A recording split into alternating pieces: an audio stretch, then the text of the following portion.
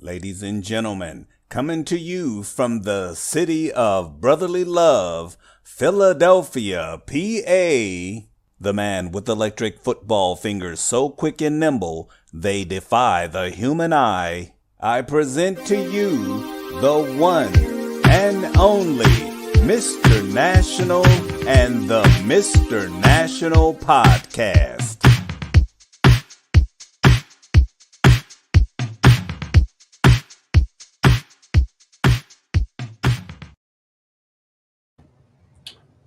We're live. And that's just how I like it. And everybody, welcome to the Mr. National Podcast. I know you see another face up in there. He was in the running for Pretty Boy on the EF. He took it from me. Thanks. Yeah. And we ain't talking about P Dub. We talking about the young protege. He ain't young no more though. Michael Robinson, man. All the way from Austin, Texas. Welcome to our show. We are honored. I appreciate it, man. I'm happy to be here. All right. Well, I'm not young anymore either, man. I feel it every day I wake up, man. Absolutely. I mean, you want to talk about God P Dub busting onto the EF scene with Mike. You know what I mean? Yeah. With Red. I mean, back in the day, he was like me and Smokestack used to call him like a young lion. You know, he was you know, in the Lions in the what they call it, the pride, you know what I mean? Mm-hmm. The young lion want to go up to those big dogs, them big lions, and take them on. It was like, and that was Michael. That was Michael right there, boy. And those were the good old days, man. Right. That was fun times, man. Yeah. What happened? Why it don't seem fun like that anymore, Mike? You know, man, I don't know, man. You know, EF is just like, any other sport, man. It takes a toll on you. You know, all the traveling, the hours that we put in. You know, my ex-wife would tell you the same. Oh, man. The ex-wife. Hey, I went broke behind this hobby, man. I bet. Got divorced, right. Yeah, I mean, it's an addiction, man. Like I had a great time, the fellowship, the traveling, man. It was fun, man. That was the ex-wife that came to the Memphis show, right? With you. Yeah, man. Yeah. I remember her. Yeah, everybody do. Everybody do. Man, listen, you can't. I remember her too. What did I miss? Man, you talking about model smoking hot? We was like, who the heck is this? Who is this? That's funny. And then I didn't know Michael back then either. He was he was a young guy. He was like I'm like, damn, who this dude with this girl? Everybody looking at her. You know what I mean? Everybody. And so then later on, I get to know Mike. We become brothers almost. But he was like, man, I was ready to fight, man. I see everybody looking at my girl. Hey, man, look. I remember being on the elevator, man, with Wolf and a few other cats, man. They eyes blazing, locked in, Right. We're on the elevator in this tight, small space, I'm ready to box, But hey, man, if you smart, man, you're not bringing your wives to any EF events, man. Absolutely not. You keep them up in the room. You know what I mean? Especially looking like that. It was funny. I mean, I remember that tournament so vividly. It was so too, funny. Man. That's funny. Dang. So listen, we got a good show. Before we get into the nuts and bolts of the sports world and everything, Michael is on. I'm gonna let everybody know, Peter. Michael is on. This is his. I'm gonna say, what's this, Michael? This is your second retirement. He like Michael Jordan or something. You know what I mean? He keep retiring and he coming back. This is my second one, man. This one seems like this is gonna be his final one. So we're gonna have P Dub. What Michael has, we'll get into it later. Michael has teams, bases, painted, everything, and he wants to actually give them away. Okay, we're going to do a raffle. P Dub will get into it. We're going to raffle the teams off that Michael is giving away. The only thing we ask is that the coaches that win They just have to Cash App, PayPal, Michael, the shipping for the team. I mean, if you guys want to give a donation to the coach, that's up to you. But Michael is out of generosity of his heart. So that's why Michael's on the show. And he's a dope dude. Let me turn my phone off so people don't start calling me. What you giving away? What you giving away? Right. Man? Oh yeah, it's going to happen. I ain't gonna say no names. When Michael reached out to me to tell me, he's like, "Yo, Falk, I'm done. I want to give my teams away." Blah blah blah. And I said a couple coaches. I was like that. He was like, "Nah, they can't have it. I don't want them to have. I need a newbie. I want somebody." I want no champion already just going through my stuff. So like I say, P-Dub is gonna put up the post and everything, and we want newbies. We want guys to have a passion for the game, but might not have the dollars right now to get the custom stuff. And all Michael's stuff is custom. Okay, we'll get in that later. You know, we got a full podcast. We running it through. P-Dub, what is first on our? Oh, and this show is brought to you by Twisted Tea right here, raspberry. Okay. All right. Cheers. That's funny. Okay. Well, first of all, in honor of Mike being on the show, I want to kind of go through the history of the Mr. National podcast. Not necessarily the podcast, but how it came to be. Starting with Mr. National and Stack with Nat show, and right, because everybody. Real quick overview of where you came from, National, and then I'll tell you how I came into the picture, and okay. Mike and I were talking before a little bit about it actually before the show started. Oh, awesome. All right, yeah, well, I'll get right into it. I mean, everybody should know me, and if you don't, shame on you, okay? I'm gonna do I don't know if the redundant task, is that the word I'm out, but no. Yeah, just real quick. I mean, everybody knows you. Okay, so played as a kid, put the game away in the late 80s. Tecmo Bowl took over Nintendo, and I went that route. And I always used to get the newsletter from Miggle Toys. Used to come to the house. And I remember that the newsletter would come and they were having a convention. I was like, man, there's people still playing this. This was like in 96 or 90 something. And they was having a tournament. And I think the first two were in Chicago. I think the Landsmans were based in Chicago. They had the first two Miggle conventions. And I'm like, well, I ain't flying to Chicago and it's January and it's cold. I'm like, nah. The newsletter would tell you who won the tournament. You have to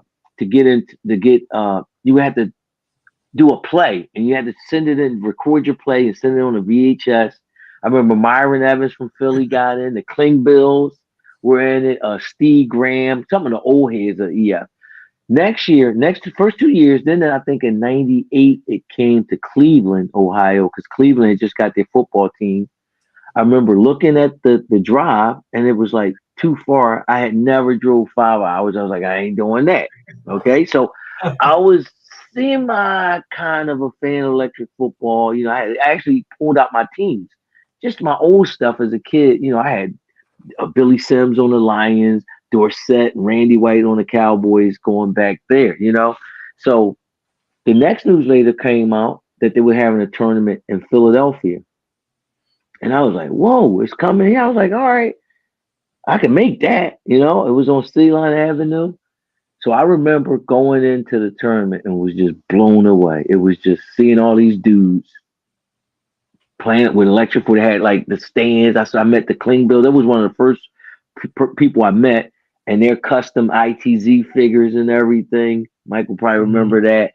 And the names on the back of the jerseys. I'm walking around like a puppy dog. My eyes as big as like saucers. I'm like this.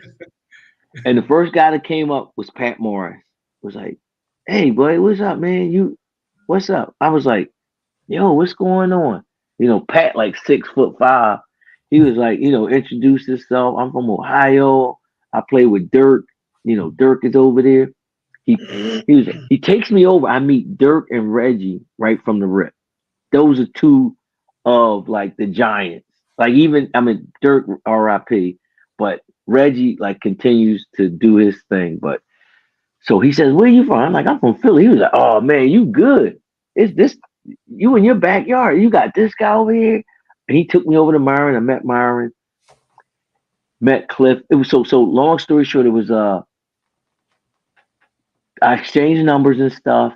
I remember Cliff kept asking me to come to a league stuff that they were having and stuff. And I was a little skeptical. Finally, I jumped in, right? Boom, got into playing the league. Next convention was in Washington, D.C., freezing cold. 2.5 hour drive. I was there. My whole thing with electric football when I got in, it was funny. Like Mark Thompson could tell you, he was like, "You gotta win a title. You gotta be a champion." I was like, I don't know if I don't care if I win a title. I said, I want to be known. I want to know everybody. I was like, I want to be national. That's, and he was like, "What? National? What's that?" I was like, I just want to meet everybody. So that was kind of like a joke. So DC, I meet a lot more people. Okay, taking pictures with guys, meeting people. The next year, it came back to Cleveland, Ohio. It was in Canton at the Pro Football Hall of Fame. The Landsman's had it there. I looked at this time. I still wasn't a long distance driver. I wasn't driving no more than 2.5 hours. So Cleveland was 6 hours of Canton. I booked the flight. Never been on a plane. Was almost kind of scared about flying, but I did it in like electric football. It was for electric football. Boom. I booked the flight. Was there. The rest, P-Dub, is history. Okay. Right. I'm at every Miggle convention. I'm playing in every league across the country. And then the name just started growing national. I met Ed Smokestack through Philly league play. Funny, right. my old head. So now we got this league. Mark Thompson used to run the league. He leaves. He's done with EF. I take over the league. We're probably like an 18-player league. I expand the league to national. I get the Maryland guys in. I get guys from everywhere. We go to 32 teams. And then that was like a big thing, 32. So I was like known as the guy that had a 32-team league. So as we're doing the league and stuff, we're doing the league and we got the website going in the early stages. Boom, boom, boom. Doing that. Everything's great. The emails and the recaps of our games were getting too tedious, too much work to type in what happened. By this time, I think YouTube or Reggie was using Ustream and stuff like that, broadcasting streaming apps. Mm-hmm. So I came to Ed. I had the idea myself. Hello World, I think, actually. Hello World, yes, yes. Yeah. I never got on Hello World. I got on Ustream. So I came up with this idea, Mike and Pete, up to like recap our games that everybody was so interested in seeing. And I did it by myself. I was just kind of went through the thing and I was like, it didn't feel right. So I asked Ed Smokestack. I said, Smokestack, after our games, I want to do like a show, like Brent Musburger and Irv Cross used to do. You know what I mean? Like I want to be like NFL. He was like throwing it way back, man. Right. That's me. So he was like, all right, well, we're gonna do it in the pub. I say after the game. So, and we had drinks and stuff. We probably half shot in the ass, you know what I mean? Drinking. And I thought it was the stupidest thing in the world. Just us sitting up there talking and laughing, joking around. And believe it or not, people just took off to it. It was like, when y'all doing that show again? I didn't even have a name for it the first time. Then I came up with the Stack with Nat show and it was going. It was going. Okay. So now the Stack with Nat show was born and we was doing our thing. I'm getting calls from coaches with their league. They wanted to break news about their league through our show. People was asking us to come to their show. Darrell, I'll say Darrell's a good, but he wanted us to do the tournament announcements. Michael Robinson versus, we would read the brackets. We do live Stack with Nat show at the thing. I meet P Dub. P Dub is a big fan of the show.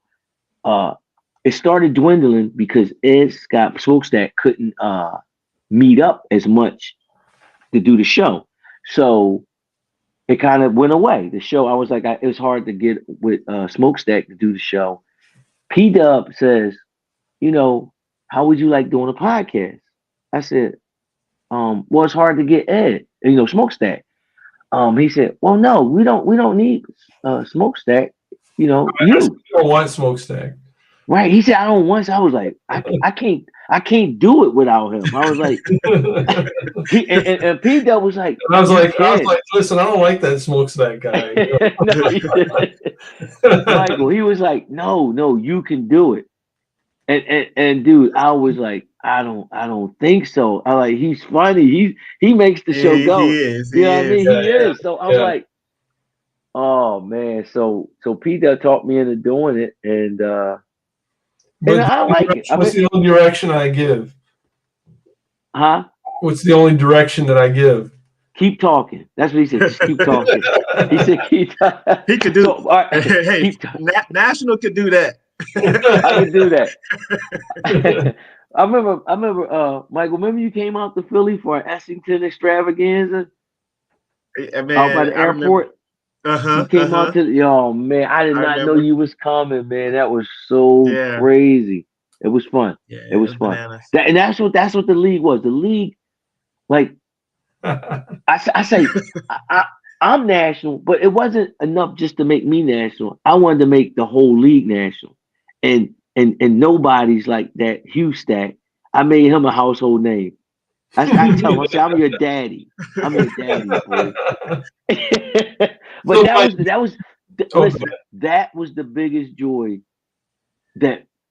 So when we would go to tournaments, some Philly guys don't travel too much, but when they would go, nobody really knew them in the early stages. Me, yo, Corey Nash. Well, back then I was Pretty Boy. Yo, Pretty Boy. This was the 5 o'clock Don Johnson. I had the fro just right. You know what I mean? It's going now. Them looks are going. I'm washed up. But that's what they were. It was like Pretty Boy. So everybody knew me in the tournament. Everybody. So then after we put, after the website and I put these guys out there, then when they came to the tournament, like, oh, you playing the league in Philly. And then people would say, man, how that guy know me? They would come to me like, that guy know me, that coach. I said, because I made you national. I birthed you. Like, you don't have to come from my nut sacks to be my son. I'm your daddy. That's what I told you. Man, we got to get on the show. All right, Mike, do you have a electric football origin story? Yeah, man, I do. I think we all got one, So I mean, I grew up just like everybody else, playing the game, old Tudor figures with the little dot on the helmet, the dot on the helmet, cutting out newspaper articles with the, gluing the names on the back. Tapping the board when the motor go out. the clicker will break. Yeah, but I moved to Texas, early 90s, like 91, 92. I was about 12 years old, and so. By that time I had, lost all my stuff, and actually it was pretty common in the DC area because we had a lot of guys, that played the game. So I grew up in DC to get your stuff stolen. I used to have a bag full of stuff, man. Yes. Yes, you did. Oh my God, Michael, I forgot. Yeah, you did not turn your eyes away from your stuff back in the day. Man. Oh, that's a good one, Michael. That's like leaving a wad of money on the table and walking away. Yeah. But P-Dub, hey Michael, P-Dub don't know that part about it. Dude, you never left the tape with your men. You went to the bathroom, you grabbed your men, you took them to the bathroom. Michael is not lying. They didn't want to say the hobby is that the hobby is good. Yeah.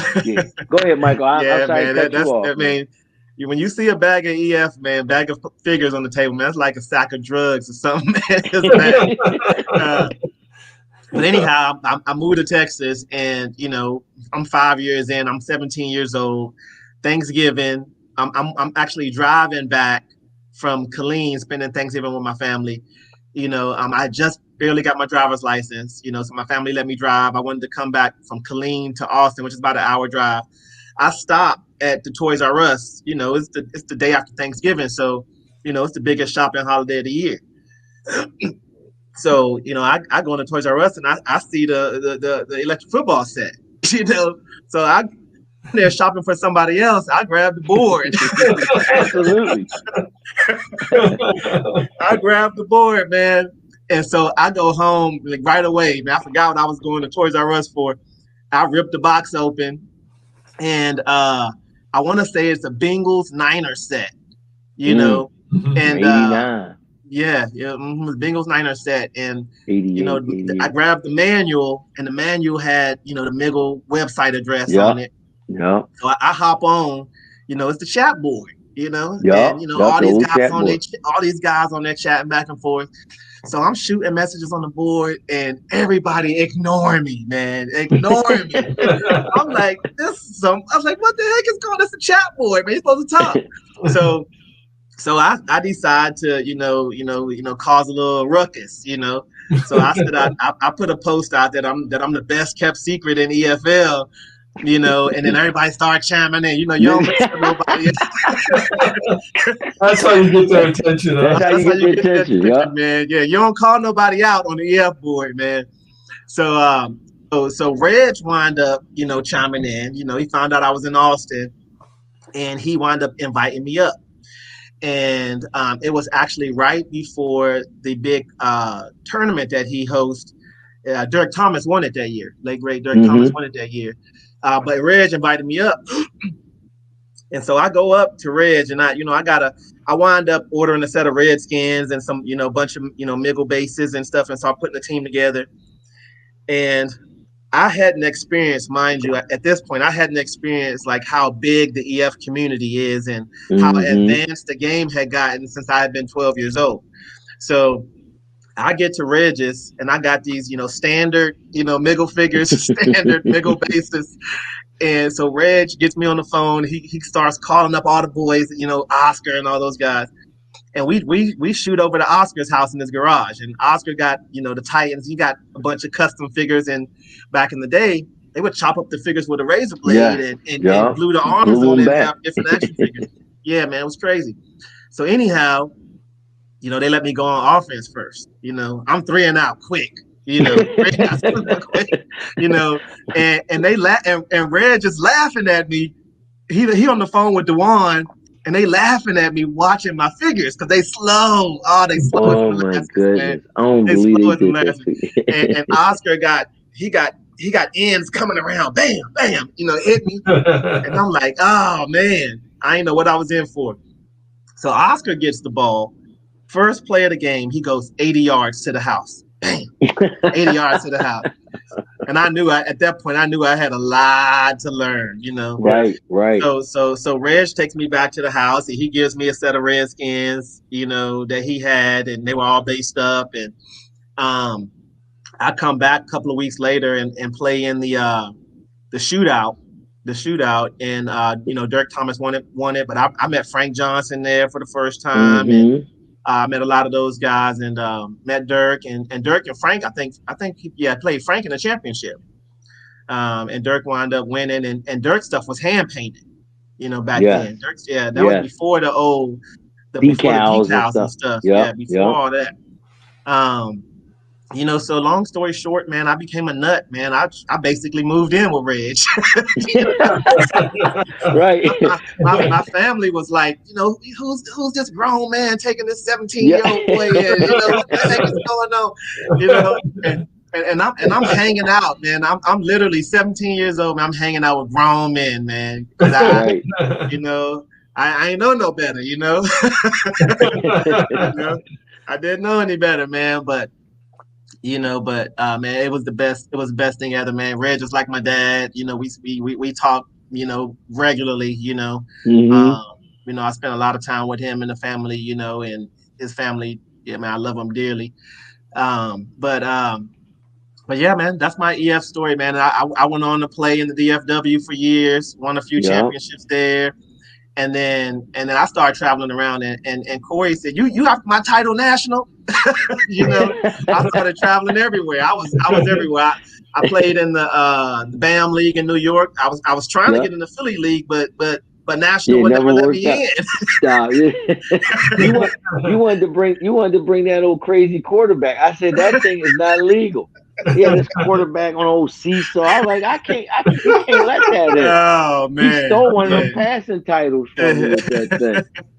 Yeah, man. Hey, man. Anything to get an edge, man, with your quarterback, man. You know, people have all kind of gadgets with their quarterback. You know. But yeah, I remember going to that Miggle tournament. I think Jim Davis won it that year. That my first Miggle event in Memphis. We all wind up going to the Pyramid and watching the Grizzlies play that weekend too. Yep. Yeah, so that was a real good weekend. That was a great weekend. Yeah, it was a great weekend. So Pete Del, what's your story? Well, mine's similar to yours, National. Just growing up, you know, I played it. I had it as a kid. I think when I was 7, we moved to Michigan, and this lady her son had left a board in a closet somewhere or something, and she wanted to get rid of it, you know, and ended up giving it to me. And and so I messed around with it, and then a few years go by, and for like Christmas or something, I was probably 10 years old, and I got a electric or a metal board with a couple teams. And so, but it was just a solo thing. I had my best friend growing up. He had it too, but we would never play against each other.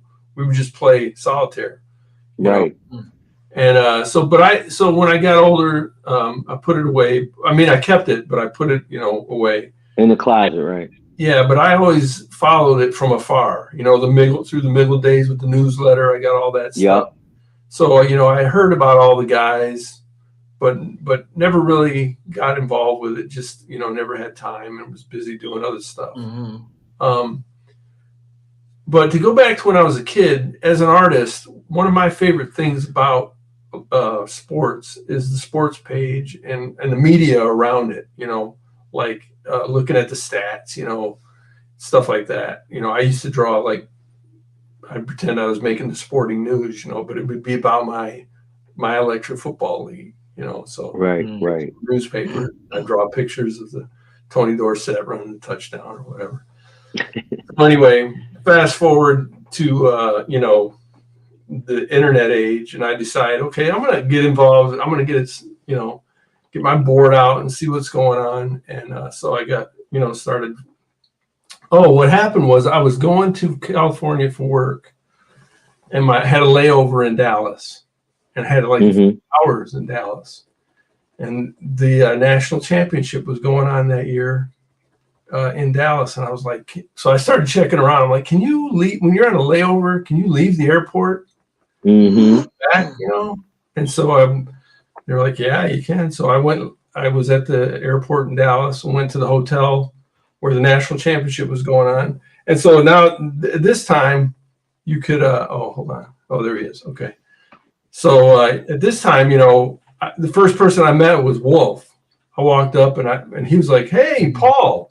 This is because of Facebook and everything. You knew, right. So it was a different time. It wasn't like, I'm Paul Pay. You know what I mean? This was Wolf going, hey, Paul, good to see you.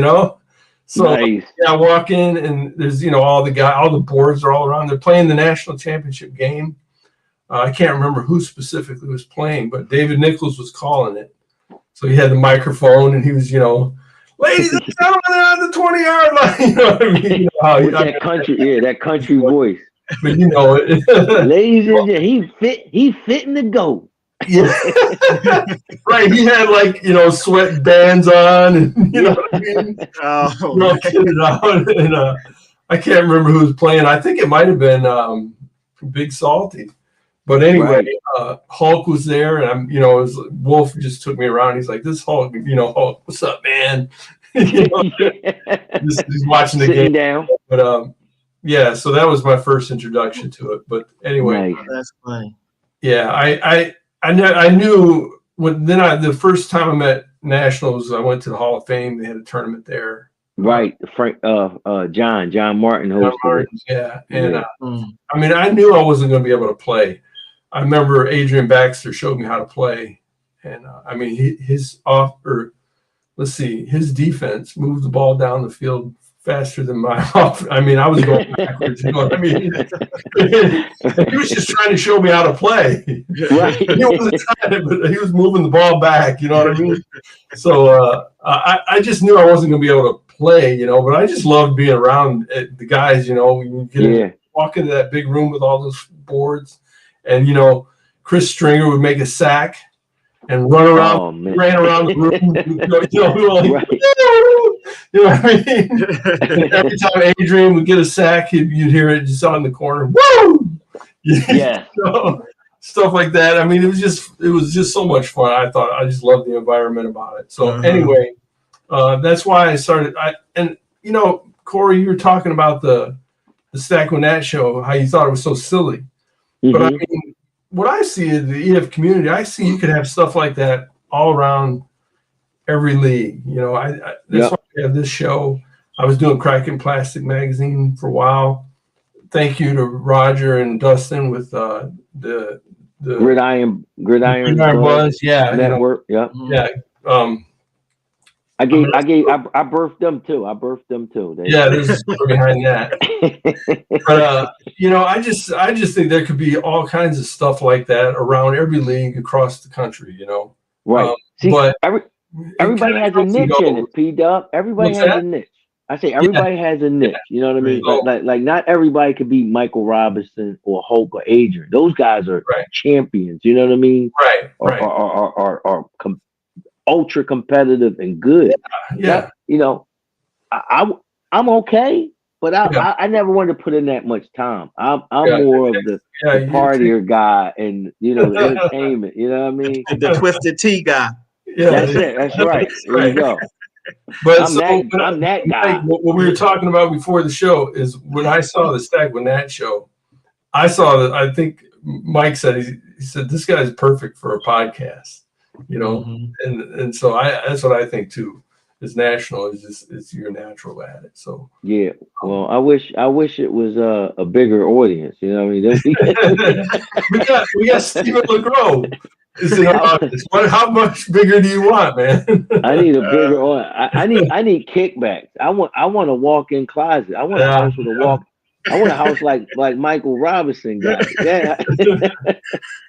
Hey, you got to give up EF to do that, man. Right. So anyway, that's my don't pay the bills. Yeah, that's my origin story. You get people saying, "Man, I'm gonna be national." You know, they come up, Corey National. I'm the new national. I like take it. Go ahead. The pay sucks. The pay sucks. Well, you know, I had done I've done my own like art podcasts before this, and yeah, right. You know, and I remember I used to like listening to Joe Rogan, who, you know, I don't really like him anymore, but I thought I would love to do that myself, you know.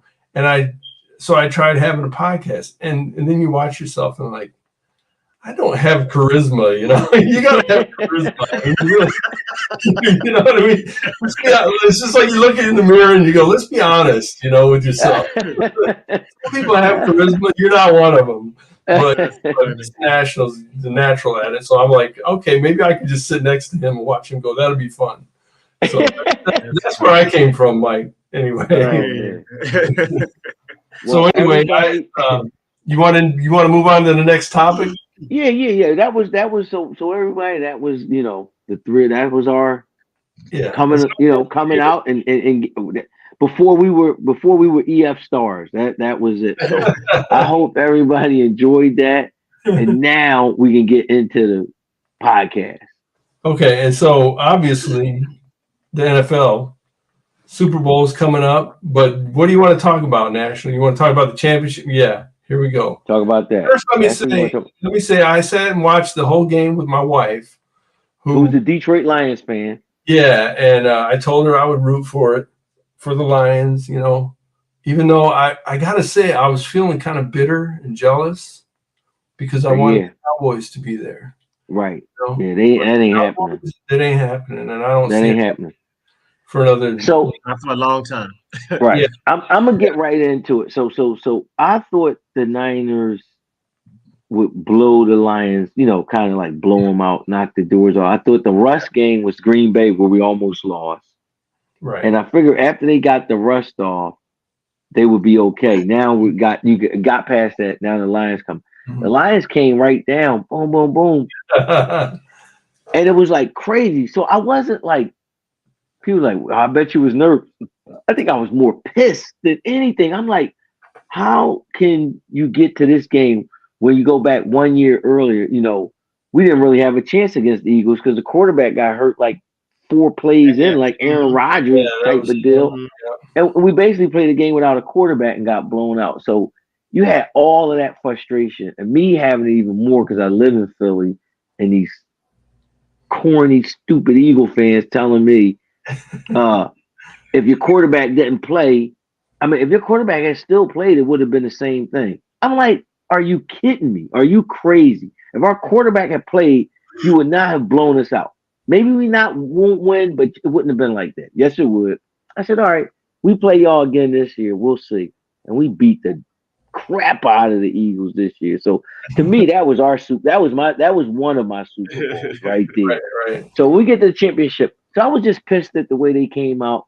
And then the second half started, and then they got their roll on, and then we won, and and we good. The game I was more anticipated. It was the first game, was the AFC game, because I wanted to see Lamar how he would, he hasn't really had good playoff success, so that was my biggest thing. Their team is solid, but I just didn't think.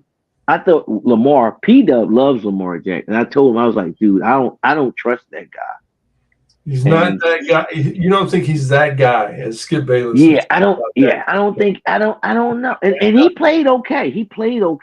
I think the biggest thing in that game was the wide receiver's fumble. When he was going in, he stretched out and he fumbled.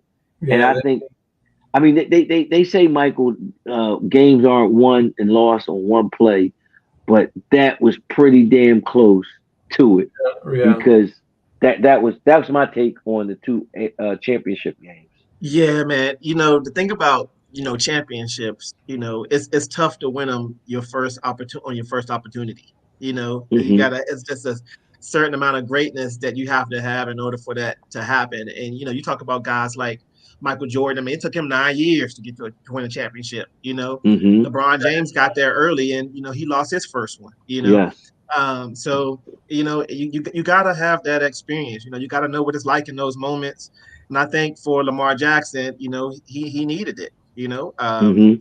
I related to my EF experience when I first got to my first championship. It's tough that first go round, but you learn how to handle the moment. You learn how to handle. So do you think that he might? Next year, if they get back, which is not a guarantee, right? It's a hard road to get back there. But you think he might be better prepared when he gets back? I definitely think he'll be better prepared for the moment. And I think his teammates will be too. Wide receivers Flowers. Stretch. Yeah, absolutely. Flowers is not a cool head at the. No, man. The whole taunting situation right before that, and then he goes back. You just tell his head was just in a different place, but you mature through those moments, Yeah. And then on the flip side of that, you got a guy like Mahomes, who he sleeps in the Super Bowl basically. 6 straight AFC champions. So that's crazy. I felt like I felt like San Francisco was the whole team is like Lamar this year, where they, like you're saying, they got back there. This is their moment. Then Detroit came in and was gangbusters, but even at halftime I was like, it's almost inevitable that the 49ers are going, and they just kept their composure and they just came out and played their game. I'm guilty of underestimating Brock Purdy. He's good. Man, let me tell you something. He's good. Just that quick dude is good. Quick story real quick. So I placed a wager on that 49ers Detroit game. I was with everybody else. 49ers are going to wipe the floor with Detroit. So I I took the 7 points. Right, I took the 7 points. I said, I'm gonna take the 7 points. Detroit comes out there and put a whooping on them boys early, right? So I'm hot.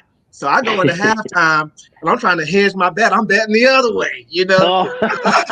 So I'm trying to hedge my bet. I'm betting the other way. I'm like, Detroit is just cooking these boys, man. So I go into halftime. I bet the other way. In the second half, I lose some more money. Some more. You know? Oh man, it was the worst. I don't know why he's going to get rid of it was the worst. The moral of that story is, Michael, stop gambling. Hey man, we can tell that to the Detroit Lions coach too. Stop gambling. Right. You know? Yeah, that's what I said. I said that dude that had 20 in blackjack and say, hit me. Yeah, absolutely. You know, he ain't leaving the table, you know, with chips, man. No, that's for sure. No. That's funny. Well, it's a great. Yeah. It was a great playoffs. I mean, at first there was a lot of blowouts, but the championship games were great, and I'm really looking forward to the Super Bowl. Did you taking what's the over under on Taylor Swift sightings in the press box? That's going to be a wager. That's going up by the minute. How many catches? How many catches Kelsey gonna get? Yeah, I bet that's a bet. How many times will they show Taylor Swift? I bet the over under is probably like 4.5. That's probably the over and under. Every catch Kelsey get, they're gonna show her. Yeah, at least. You doing a halftime show yet? Her and Usher. I think it's Usher. Yeah, well, it's Usher. Halftime show. It's Usher. It's Taylor funny. Swift I got a text message from a buddy the other day. Let me see if I can show it to you real quick. I don't want to tell you what it is just yet. I want to actually show it to you. Hold on. Here it is. Hold up. You see it? Madden 2020. Yo, that's crazy. On Madden 2025 cover. That's so funny, man. Oh my goodness. Yeah. Yeah, I mean, it would sell out. Oh, yeah. The Swifties will buy it. Listen, ever since 1987 in the catch, I cannot go. Cannot abide with the 49ers. This coming Super Bowl, I am a Swiftie. I'm going with the Chiefs. Oh, you are. There you go. I can't. I mean, I'm going with the Niners this time. I mean, I'm going this time. This time. Whatever. Listen, 4 years ago, I did not think we were beating them guys. Yeah. I mean, they were lights out. They had the cheetah. They had Mahomes. Kelsey was in his prime. I didn't think we would beat them, and I mean, we went up big. And I never trusted Jimmy G, and he let me down. Yeah. So this time, I think we got him. Yeah. Purdy don't get rattled in the pocket. Jimmy would get people and he start patting. He just throw the ball anywhere. He just wanted to get it away from me. You know what I mean? They might hit my face. I don't want to get hit in the face. You know what I mean? Talk about a pretty boy. God, you know what I mean? Play some football. Put some eye black on there. You know what I mean? Get that guy out of there. Then the Raiders take him. The Raiders give up Derek Carr, who I think is better than Jimmy G. And Antonio Pierce benched Garoppolo. So he'll be with a new team. I mean, he sucks. He sucks. Yeah. He sucks. He sucks. What's next, P-Dub? Keep the podcast rolling, baby. So now we're on to the still NFL, but the new coaches. I got a list of all the new coaches. You guys been following the new coaches? We got I got Antonio Pierce got hired. Right, Raiders. Gerard Mayo got hired with the Patriots. That was already written down. Mm-hmm. The Panthers got a new coach. Yeah, the Canales. I don't know who that is. Never heard of him. Seahawks. Apparently he's from the Seahawks. Then the Seahawks got a new coach. They got a guy named Mike McDonald. I don't know who that is either. Okay. The Panthers. Yep. That's Canales. That's Canales. Okay. Chargers. The Chargers. Mm-hmm. That's right. They got Harbaugh's back. And then there's Raheem Morris for the Falcons and Quinn for the Washington got Quinn. Yep. Oh, the Washington Commanders took Quinn. Yeah, that was wow. today. See, I didn't realize that. Michael is a Washington Commanders fan. Yeah. When I think of Dan Quinn, I mean he did good with the Seattle guy, but I just remember him as the Atlanta coach, right? Right. Him and Shanahan blew the biggest lead in Super Bowl Oh history. man. Right. Yeah. And guess where I watched that game with? I was in Austin, Texas with Yeah, you Michael. was. We was at a house That's Super awesome. Bowl party. That's awesome. That's Wow, it. that's cool. Listen, I gotta tell that story. I got Sure Michael was. on I here. forgot about that. I forgot about that. So P-Dub, real quick, it was Doug Strom tells me he got invited to the Lee Steinberg Super Bowl party that was taking place in Houston. That Super Bowl was in Houston, Atlanta Patriots. Doug's like, I need some coaches. You know, we come up with this idea, have coaches behind boards. It's a big party. I mean, celebrities everywhere.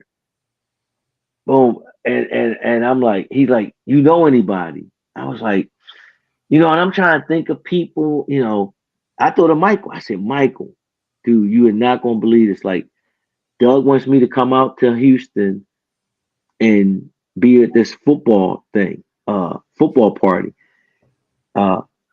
Doug tells me he already has Dave Hadel from New Orleans. Dave Hadel's going to be there, and Dave Hadel has another coach. He was like, Corey National, if you can get another coach, that would be great. It'd be 4 coaches. I talked to Michael. I said, Michael, this is. I show him the flyer. He was like, man, that's dope. I'm in. Count me. First, he was hesitant. He was like, man, I don't play no more. I ain't got no. I said, dude, it's going to be celebrities and just people to party. They ain't going to know what to do. You just line up men for them. You know what I mean? We were almost like, so we were basically like card dealers at a casino. We were like the dealers. Yeah. So we had the board set up with the team. PW, you come up. We say, hey, how you doing? You remember this game? Oh, yeah, I remember this game. I had this. Like, okay. Yeah. So we lining up at the 30-yard line or the 20-yard line in the red zone. You want to play defense or offense, And they say, I want to try defense. And then you line up offense and like that. That's how it was set up. That's how me and Doug came up with the idea. Talked to Mike. Mike was like, I can't. I was like, Michael, there's no coaches going to be there. You're going to be fine. He says, bet. I'm in. He said, but don't fly to Houston. Fly to Austin. I'll pick you up. You stay at my house. Then we drive to Houston. It's like an hour, a little bit over an hour drive. I said, all right. I hadn't booked the flight. Boom. I booked my flight to Austin to go to Michael's house. Michael says, oh, snap. National. I can't go. I said, what? I got a basketball thing, a thing. I can't do it. I was like, oh man. He was like, don't worry about it. You could take my car. I was like, what? I was like, so like years ago, that would have been a nightmare. But I just put the thing in GPS, it's gonna get me there. So I was like, I wasn't worried about the drive. Right. All right. He was like, I'll pick you up, you stay at my house, have breakfast, whatever. I'm gonna go to my thing, and then you could drive to Austin. I said, okay. The day before the party, the day before I think I was coming on a Friday or something. The party was on a Saturday. P-Dub. I go there Friday afternoon to the airport in Philadelphia. And I'm trying to check in. It won't scan. They were like, why this thing can't board? And I go up to the lady. And I was like, my boarding pass, my credit card. She was like, that flight left. I was like, oh no. I'm like, huh? I'm like, no. I was like, that flight don't leave till 5 something else. She said, yeah, that flight leaves at 5 something in Atlanta where your layover was at. I was looking at my layover time as my departing time. I was like, oh man. I was like, you missed your I'm about to cry at the airport. I called Doug. I was like, Doug, I can't go. No way. Doug is like, see if they could reroute you. I was like, get me out there tonight. It's gonna cost me $300. You ain't giving me $300. I was like, I can't make it. So the girls hear me on the phone. She was like, we got another flight in the morning that'll get you out to Austin in the morning. So I tell Michael, I said, Mike, man, I missed my flight. I'm gonna just be out there in the morning. He was like, bro, I leave. I won't be there. I'm like, oh my God. I was like, so I'm like, oh, this is awful. This is awful. So I said, So Doug wanted everybody there Saturday morning early before the party even kicked off to just walk around, get everything set up, get all his stuff in, all his tutor stuff in. Michael comes with the idea. Michael says, Nash, relax. What I'm gonna do is I'm gonna drive my car into the South Park. I'll park it, show you where it's at. I'll put the keys in there. I have my girl drop me off, and then he left. He texts me a picture where his car at. I get on the flight. So now, this is me. This party is it's Lee Steinberg's Super Bowl. Lee Steinberg, the guy that the movie was made out of. Tom Super agent. Everybody's gonna be there. Doug is like, talking about the boards and the games. I don't care what teams you bring. It don't have to be tutor. I just want the game to work and everybody to have fun. My whole thing was like, what are we wearing? That's the pretty boy. I'm like, what is the dress code? He was like, well, jersey and stuff. I was like, all right, a jersey. So the funny thing is, when I had one, I was wanting to wear a sports jacket. So I had a sports jacket on with a dress shirt. So I fly in the airport Saturday morning, get to Austin, boom. I go right to Michael's car. The only thing Michael didn't do right was he didn't have a ticket for the parking thing. He was only parked there. I was only parking for an hour. They charged me all day parking like $40. I was like, oh my God. Oh my God. I was like, I can't believe. I said, I ain't going to sweat it. I was like, whatever it is, I'll pay it. So I pay it. Michael, I don't know if you still got that car, but I fucking to the metal. I got to Houston in 45 minutes. he had no wonder I needed a tune up when I got it back. When he got there's wrong bald. I was flying. So I get to the party. Boom, I pull up. So I'm dressed up. I'm in a sports jacket. I'm dressed like everybody at the party is dressed. Sports jacket, slacks and stuff, casual dress. I'm walking around this party and you see everybody. I told Mike, Mike, you missed it, dude. It was everybody. I remember I talked to Warren Moon all day, Cordell Stewart, everybody, Eddie George, everybody. So at the party, I'm walking around. I'm getting drinks. So first I gotta get a drink because I gotta calm down. I'm like, look at everybody. I was like, so I walk around the party. I'm looking, and I see Wolf, and Wolf's at the corner with his board. He was like, "Yo, man, you made it. Doug's been looking for you. He's a nervous wreck." He was like, "Where's Nash? Where's Corey?" And nobody saw you. I was like, "Well, I'm here now." He was like, "Well, your board is over there by Dave." I was like, "Well, I ain't going behind no board. I'm being national right now." Not even a bingo, huh? I'm walking. He was like, "Where you get that drink?" I was like, well, "What you want?" He was like, "I ain't eat nothing." They was just stuck behind their board. So I get Wolf a beer, give him some food. I was like, "Where's Dave at?" Dave's on the other side. Your board is over there by Dave. So I'm walking around. I find Dave Hadel. N.O. Dave. "National, you here. Here's your board." I was like, "Easy, cowboy." National not playing EF right now. There's ladies up in here. I'm mingling. Okay? So I'm walking the room, Michael. I'm working the room. I see Dave. Then this coach that didn't know me, and I didn't know him really. So I come up to the table. I got a beer, and this guy's around his table. He's setting up, the board. And there's these guys, bunch of dudes out there, all suits and stuff. And they laughing, and it was like, "Man, we can't score. We can't play." So he come up to me. I was like, "Hey, how you doing, brother?" He was like, "Hey, how you want to try it?" I said, "Yeah." I said, "I'll give it a try." He said, "You want offense?" So I watched the play before to see how everybody ran, So I was like, "I'll take offense." And he was like, "You gonna start at the He was like, "Start at the 50." I said, "Okay." So I line up, right? And I was the Patriot.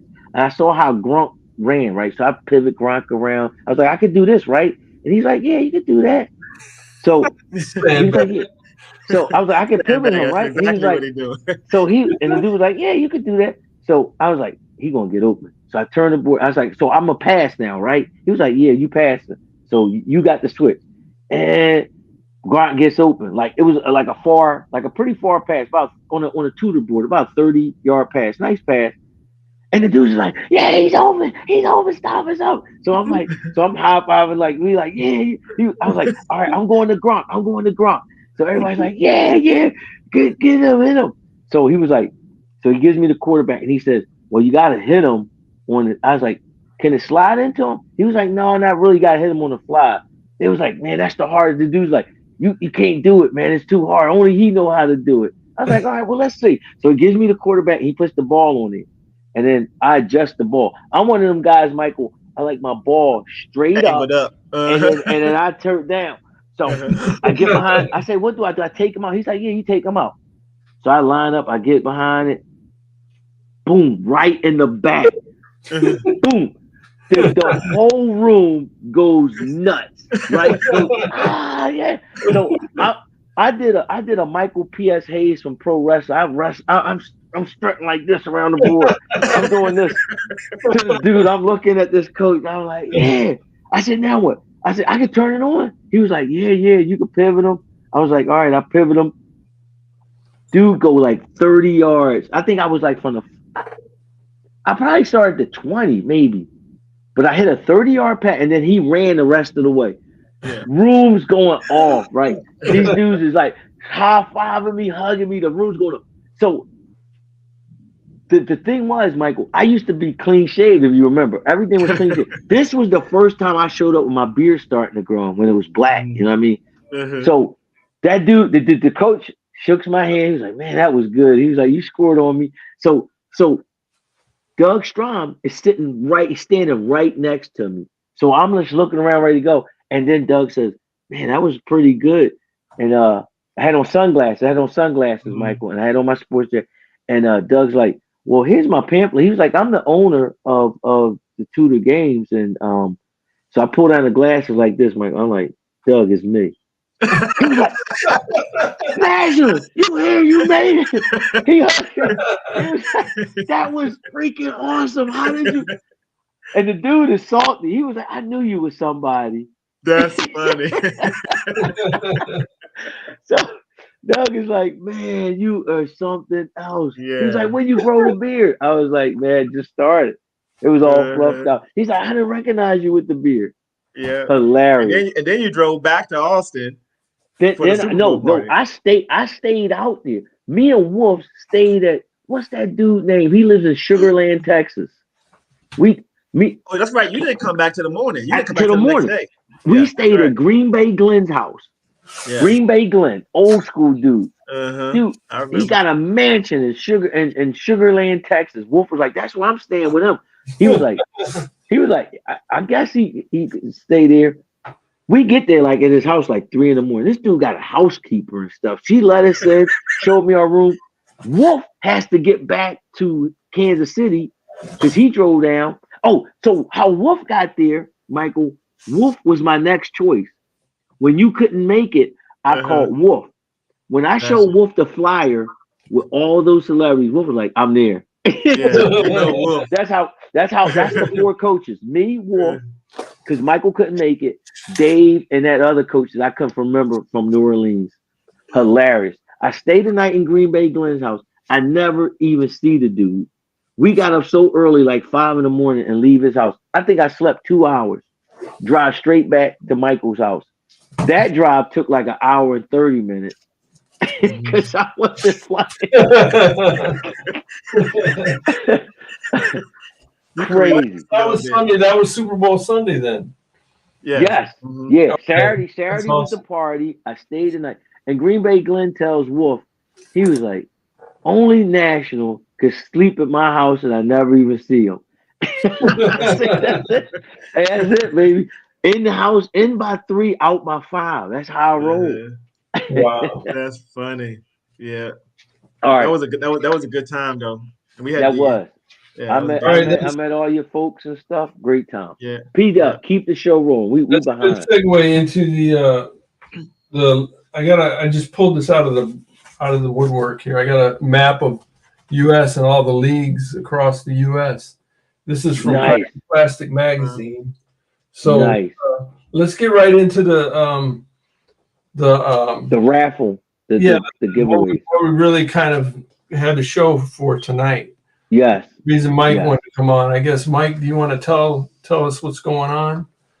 Yeah, so over the years, I played, retired, played again, and retired again. So hey, can I interrupt for just a second? Yeah, I was doing Cracking Plastic magazine for a few years, and I didn't know about you, and I knew about everybody because after a while, it got to be where people were calling me and saying, "We want this in the magazine." And then I knew Roger and Dustin, and they knew everybody. But at this time, I think you had, you were kind of out of it at that time. Right. But then you came back, and all of a sudden we're like champion. Yeah, he won right out the break. From what I knew, it was out of nowhere. There it is. Put the backs up. There you go. Look at there you go. Yeah, I was like, it was kind of like, like, oh, here's this champion, and everybody's like, oh yeah, Mike Robertson from Texas. It was just kind of out of nowhere to me, but everybody knew who you were, so it was interesting. Mike, you was on the tweet. Were you on the tweet? You was on the tweet too. I was on a tweet too. Yeah. I forgot about that one. Yeah. He one of the only coaches out there. I gotta look, maybe Adrian or somebody, maybe. But Michael, I gotta check on the tweet, the cover of the tweet and the Cracking Plastic. Yeah. Damn. That's funny. He always outdoing me, man. I can't. All right, get back to it, Mike. Get back to the team. Yeah. Let's go. So anyhow, right around that time when I had came back, and I had been gone, I had been absent from the hobby for a minute. But I was super excited to get back. And one of the things that I was most excited about is that the hobby had all come under one umbrella with these tournaments. When I was playing, there were so many leagues and so many different styles of play. And so, it was really hard to kind of figure out who the best guy in the country was. I mean, at one time we did some rankings a while back, but they were always they was always kind of up in question because everybody had different styles. So when they started doing these tournaments all over the country, everybody was pretty much essentially playing under the same rule set, right? So I was super excited to come back, and when I do something, I kind of dive all the way in. So I started, buying custom figures, and and just Game Day was one of the best custom figures out there at the time. I don't know what's kind of going on now. I imagine he probably still is at the top right now because he got some great stuff. And then I came back and I still had my old bases. Those bases were obsolete. They were talking about first runs and all this kind of stuff. I had no idea what that stuff was. And I'm not a tweaker. My biggest thing is I'm a strategist. That's where my strength comes in at. So, I had guys, tweaking my bases, and I got flack for that. You don't build your own, you don't cook your own dinner, I don't care. You eating off everybody else's plate. You ain't no true champion, I would EF, man, you can't just be a winner. You gotta be tweak your own stuff and play. Crazy. Everybody's a critic. The hobby gonna give you flag for it, man. But anyhow, I started buying teams. I started buying figures, and I got Bruce Watts to custom paint all my stuff. And for a while, I was like, you know what? I'm gonna collect all 2018. That's money. So I got a set of Buccaneers custom painted by Bruce. I mean, those they pretty. I think I've only played with them just a handful of times. So they, and there's no yellowing on any of these figures, by the way. I mean, all of these figures look like they were painted yesterday. Right. So I'll show you guys a couple of them. I got a custom set of Miami Dolphins. I got some Green Bay Packers. I got a custom set of Dallas Cowboys, which look real nice. Washington, and most of all these teams are all-time rosters too, by the way. Right. So they look good.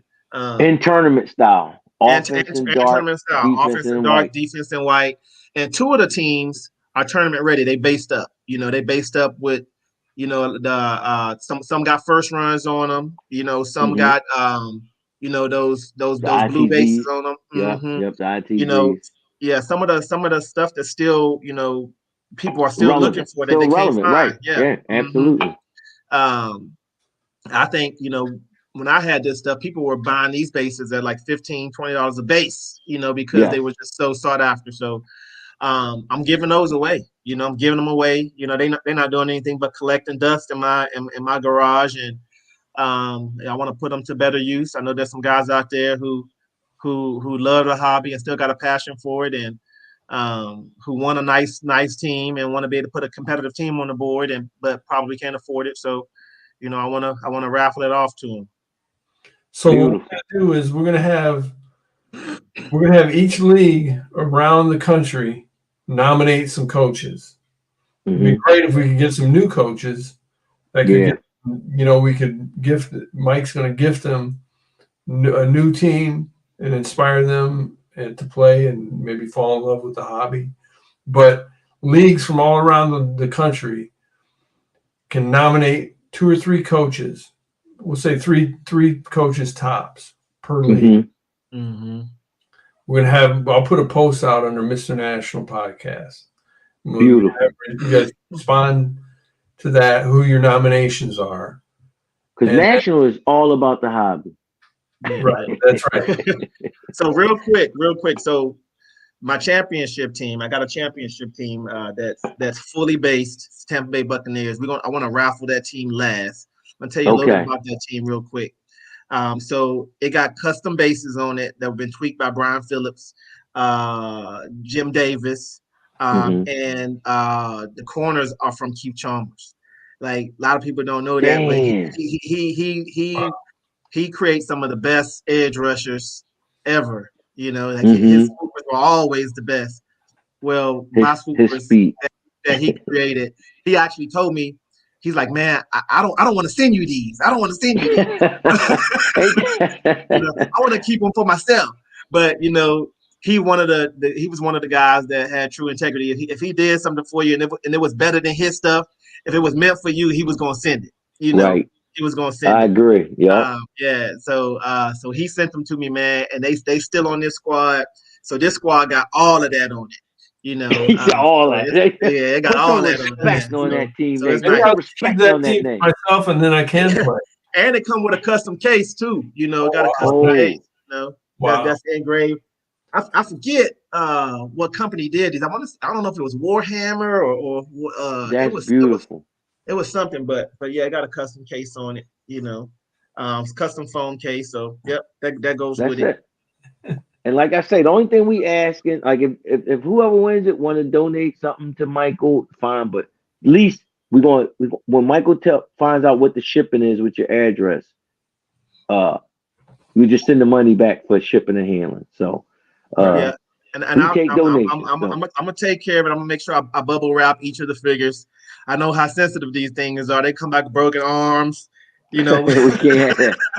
People gonna be hot. Listen, right? And they're gonna be mad at the show. They was like, Mr. National Podcast sponsored this. They're gonna be coming after me, Michael. So I wanted double wrap. You know what I mean? Yeah. I got a team one time. Every player was bubble wrapped, and then they were put in pill bottles, like prescription drugs. They were put in there. I got like 10 different pill bottles full of players. I remember I took a second mortgage out on my house. I got a team. I couldn't even afford the whole team, but I got like a half a team painted by Matt McGraw. He bubble wrapped each individual guy too. Like, it was like, yeah. But the money you paying for that. Yeah, and I got a bunch of other different stuff. I mean, we don't necessarily have to auction it off today, but we can. I got a couple. Yeah, we want to get the inventory, and we'll put that as part of the post that we're nominating. Perfect. Yeah. Perfect. Yep. Yeah, I got a couple of Gotham motors. I got some painter specs with the different lenses on it, so you can get, you can bring, figures close to you. Yeah, a bunch of stuff. I got a couple of dual switches. Nice. I got some boards. Probably can't get them boards out of here, but nah, they're gonna have to be picked up. Right? Yeah, they're gonna have to be too expensive. Yeah, they're gonna have to be picked up. That's $100 and something dollars. $100 and something dollars to. Yeah. So we'll go. So I get. So So we'll off the air, off the show, we'll figure out what we want to package. The teams will be packaged by themselves, with Tampa being last. But some of the stuff that Michael talked about, the motors and maybe some specs and some bases, we could just get like a thing for that. You know what I mean? We could do something. Raffle winner to get all that. We could do a raffle, or we could do a silent auction. We'll figure out something for all that miscellaneous stuff. Okay. And then the good stuff will be the teams. And like I say, guys, find your coaches, get your newbie coaches or somebody that's on the fence. A custom team based up by a former champion, and it's a lot of champions in this hobby, right? In this sport. But I want Michael, his integrity. I mean, he's a solid dude. I mean, some people win, but when you win ugly, it takes away. To me, it takes away. Michael don't win ugly. You know what I mean? I just seen this dude. I mean, who are you talking about, Court? Who are you talking about, National? Oh, there's a lot of guys. He must be talking about my outfits. You know, I had the coach's shirt. You know, no, I used to wear the headgear. No, I'm talking about dudes that no, you look fine. Arguing, fighting, I'm talking about arguments and rule busting. That no, Michael wasn't about that. So I mean, the fact that he's just giving away the stuff. I'm gonna tell y'all right now, I got a bunch of stuff in my garage. Guess what? He's gonna die with me, okay? Because I'm just greedy like that, okay? I ain't giving a fuck. But Michael is gonna die with me, all right? Man? Michael, a good dude, man. I tell you, because this stuff is expensive. Amazing. It is. Yeah, so I want to say each of these teams, man. Like, I think Bruce was charging $25 a man for, and we got them about $1,500 each team. Give me a sec. Wow. Dude, Bruce ain't cheap. And he said they ain't yelling. Bruce, they ain't yelling. That means Bruce painted them when he wasn't smoking weed. There's no weed smoker in those teams. Bruce was. So can you read these comments down here, National? No, I can't see him. All right. So Michael, I said you said none of these teams have any yellowing on like they was painted. No, I said those they were definitely painted when Bruce wasn't smoking weed. They was definitely. That's funny. Because I got it took me about 9 months to get each team. Yo, that's what I was doing. Like I can't believe you got the team. Oh man, Bruce was he came paid some Oilers for me, man. Yeah, you had to hold back half the check to get the rest of the team. You did. You had to hold back. You give it to him. You give him the shipping money. He's like, man, the shipping went up, so you send him more money. He was like, man, I spent that shipping.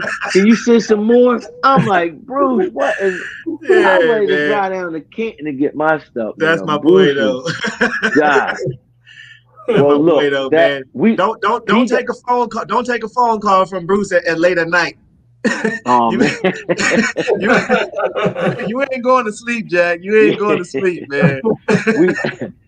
Well, look, dude, that was a podcast. This is a podcast. This was it. Yeah. Michael is something.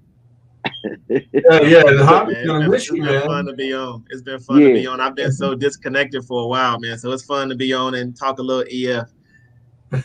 That's it. Well, look, it's getting late. Yeah, it's getting late on my time. Mike, this is the latest. This is another first.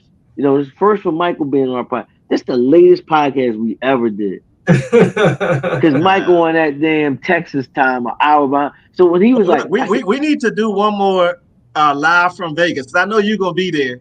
And I'm gonna be. We're gonna do the raffle live from Vegas. Okay, good. Yeah. Okay. I'm gonna be there. I'm gonna put the post out tomorrow. If you can get the inventory of the teams. Okay. I'll shoot you some pictures. And the miscellaneous. Yeah, in the email. I think you could do it in the email. He sent you the email for the podcast link, Michael. You could just text him what team you got, and everybody they're tournament style, offense and dark. Defense and white, all time roster. So we get that way when you guys get to Vegas, we'll have a list of all the coaches that could win. Yeah. And then we'll do like a spinning wheel, you know. Yeah, the spinning wheel. We'll put the names or we'll put them down as numbers. Kind and of we'll like put it for 10 seconds or something, and it'll spin around, and then it'll stop, and that coach wins it. And then if he wins the team, his name comes off the wheel, and then we'll go to another coach, and we'll just keep going through. Yeah. And for that Miami Dolphins, I want my name on that wheel. I want. They nice too, man. They real nice. Yeah. It's funny because when I pulled them out and I looked at them, I say, I don't know if I want to follow through with this. Right. Remember? You better than me, boy. I tell you, better than me. Yeah. Well, look, the podcast is pictures too, Mike. I'll send you some pictures. Yeah, an email. All right, we're gonna do that. The podcast is always over when National finishes his drink. That's it. That is a podcast. This is one for the ages. I like this one. Yeah. Thanks for coming on. It was a good time, man. Yep, no problem, man. I'm usually nervous, Michael. You believe it? Still, like 3 years running or something. I still get butterflies. How did that do? How was it? It was all right? It was good, man. Yeah, I enjoyed it, man. I'm not used to seeing you with all that snow on your face, but you know. Listen, I ain't even taken a shower yet. It's not even, when I get out of Vegas, that thing gonna be prime. This is looking rough. You got your Sean Connery thing going, man. Yeah, let me cover it up. Wait till you see me in Vegas. I'm gonna look like I came right out of the magazine. I'm gonna have my thing right. It's gonna be trimmed up. I got loose hairs. I just got from work. I'm about to take a shower. I'll be up in 5 hours. So man, that's the AP dub. Let's tell Kit to take us home, man. See you guys. Peace. Peace. All right.